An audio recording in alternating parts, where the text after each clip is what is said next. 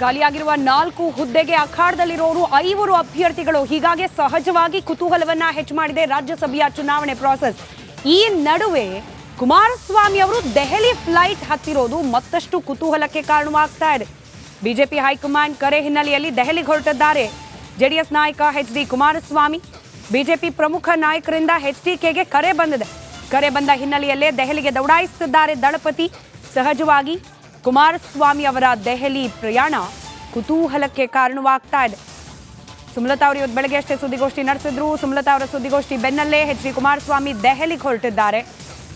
ದೆಹಲಿಯ ವಿಸಿಟ್ ಸಹಜವಾಗಿ ಸಾಕಷ್ಟು ಕುತೂಹಲಕ್ಕೆ ಕಾರಣವಾಗ್ತಾ ಇದೆ. ಯಾವ ಕಾರಣಕ್ಕೆ ಇರಬಹುದು? ಒಂದು ಕಡೆ NDA ಮೈತ್ರಿಕೂಟದ ಅಭ್ಯರ್ಥಿಯಾಗಿ ಉಪೇಂದ್ರ ರೆಡ್ಡಿ ಅವರು ಕಣಕ್ಕಿಳಿದಿದ್ದಾರೆ. ಈ ಸಂದರ್ಭದಲ್ಲಿ ಕ್ರಾಸ್ ವೋಟಿಂಗ್ನ ಲೆಕ್ಕಾಚಾರಗಳು ಕೂಡ ನಡೀತಾ ಇದೆ. ಲೆಕ್ಕಾಚಾರಗಳ ನಡುವೆ ಬಿಜೆಪಿ ಹೈಕಮಾಂಡ್ ನಾಯಕರ ಬುಲಾವ್ ಮೇರೆಗೆ ದೆಹಲಿಗೆ ಹೊರಟಿದ್ದಾರೆ ದಳಪತಿ. ಬಿಜೆಪಿಯ ಪ್ರಮುಖ ನಾಯಕರನ್ನ ಭೇಟಿಯಾಗಲಿದ್ದಾರೆ ಕುಮಾರಸ್ವಾಮಿ.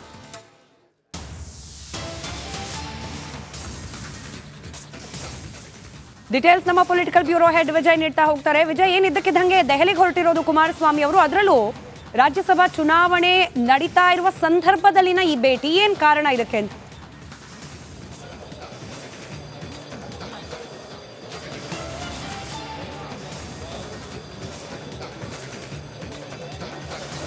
ಸ್ಮಿತಾ, ದಿಢೀರ್ ಬೆಳವಣಿಗೆಯಲ್ಲಿ ಮಾಜಿ CM ಕುಮಾರಸ್ವಾಮಿ ದೆಹಲಿ ಪ್ರಯಾಣ ಬೆಳೆಸಿರುವಂಥದ್ದು ಸಾಕಷ್ಟು ಕುತೂಹಲದ ಜೊತೆಗೆ ಒಂದು ರೀತಿಯಲ್ಲಿ ಸಾಕಷ್ಟು ಪ್ರಾಮುಖ್ಯತೆ ಪಡ್ಕೊಂಡಿರುವಂಥದ್ದು. ಯಾಕೆಂತಂದರೆ ರಾಜ್ಯಸಭೆಯ ಚುನಾವಣೆಯ ಬೆನ್ನಲ್ಲೇ ಕೂಡ ಸಾಕಷ್ಟು, ಯಾಕಂದರೆ ಒಂದು ಕಡೆ ಏನು ಮೈತ್ರಿ ಅಭ್ಯರ್ಥಿನ ಗೆಲ್ಲಿಸಲೇಬೇಕಾದಂಥ ಪರಿಸ್ಥಿತಿ ಇರುವಂಥದ್ದು. ಜೊತೆಗೆ ಇದರ ಬೆನ್ನಲ್ಲೇ ಕೂಡ ಮಾಜಿ CM ಕುಮಾರಸ್ವಾಮಿ ದೆಹಲಿಗೆ ಹೋಗುವಂಥ ಯಾವುದು ಕೂಡ ಪ್ಲಾನ್ ಇರಲಿಲ್ಲ. ಆದರೆ BJPಯ ಹೈಕಮಾಂಡ್ ನಾಯಕರೊಬ್ಬರು, ಅದು ಪ್ರಮುಖ ನಾಯಕರೊಬ್ಬರ ಕರೆ ಬರುತ್ತೆ. ಅಂದರೆ ಅವರು ಮನೆಯಿಂದ ವಿಧಾನಸೌಧಕ್ಕೆ ಬರ್ತಾ ಇರ್ತಾರೆ ಕಾರ್ನಲ್ಲಿ. ಈ ಸಮಯದಲ್ಲಿ ಸದನಕ್ಕೆ ಬರುವಂಥ ಸಮಯದಲ್ಲಿ ಒಂದು ಕಾಲ್ ಬರುತ್ತೆ, ಕೂಡಲೇ ಇಮ್ಮಿಡಿಯೇಟ್ ಅಂದರೆ ಕೂಡಲೇ ದೆಹಲಿಗೆ ಬರಬೇಕು, ಬಹಳ ಪ್ರಮುಖವಾದಂಥ ಚರ್ಚೆ ಸಮಾಲೋಚನೆ ಇದೆ ಅಂತ ಕರೆ ಬಂದ ತಕ್ಷಣ ಸದನಕ್ಕೆ ವಿಧಾನಸೌಧಕ್ಕೆ ಬರಬೇಕಾದಂಥ ಗಾಡಿ ಸೀದಾ ಏರ್ಪೋರ್ಟ್ಗೆ ತಿರುಗುತ್ತೆ. ಅಂದರೆ ಅಷ್ಟು ಪ್ರಾಮುಖ್ಯತೆ ಪಡೆದುಕೊಂಡಿರುವಂಥದ್ದು. ಜೊತೆಗೆ ಒಂದಷ್ಟು ಕುತೂಹಲ ಇರ್ತದ್ದು. ಕುತೂಹಲ ಯಾಕೆ ಅಂತಂದರೆ ರಾಜ್ಯಸಭಾ ಚುನಾವಣೆಗೆ ಮೈತ್ರಿ ಅಭ್ಯರ್ಥಿ ಹಾಕಿರುವಂಥದ್ದು BJP ಹೈಕಮಾಂಡ್ ನಾಯಕರ ಚರ್ಚೆ ಸಮಾಲೋಚನೆಯ ನಂತರ ಮೈತ್ರಿ ಅಭ್ಯರ್ಥಿ ಹಾಕಿರುತ್ತದೆ. ಅದಾದ ಬಳಿಕ ಒಂದು ಕಡೆ ಕ್ರಾಸ್ ವೋಟಿಂಗ್ ಆಗುತ್ತೆ ಕಾಂಗ್ರೆಸ್ಸಿಂದ, ಇವೆಲ್ಲವೂ ಕೂಡ ಸಾಕಷ್ಟು ಚರ್ಚೆ ಇರ್ತದೆ. ರಾಜ್ಯ BJP ನಾಯಕರ, ರಾಜ್ಯ JDS ನಾಯಕರ ಏನು ಆ ಒಂದು ಪ್ರಯತ್ನದಿಂದ ಕ್ರಾಸ್ ವೋಟಿಂಗ್ ಆಗುವಂಥದ್ದು ಸಾಧ್ಯತೆ ಕಡಿಮೆ ಇರುತ್ತದೆ. ಅದು ಹೈಕಮಾಂಡ್ ನಾಯಕರು ಎಲ್ಲೋ ಒಂದು ಕಡೆ ಈಗ ದಿಢೀರನ್ನೇ ದೆಹಲಿಗೆ ಹೋದ ಹಿನ್ನೆಲೆಯಲ್ಲಿ ಒಂದಷ್ಟು ಕುತೂಹಲ ಇರುವಂಥದ್ದು. ಕಾಂಗ್ರೆಸ್ನ ಶಾಸಕರು ಏನಾದರೂ ಕೂಡ ಸಂಪರ್ಕದಲ್ಲಿದ್ದಾರಾ, ಅದರ ಸಂಬಂಧಪಟ್ಟಂತೆ ಏನಾದರೂ ದೆಹಲಿಗೆ ಹೋಗಿದ್ದಾರಾ ಅನ್ನುವಂಥದ್ದು ಒಂದು.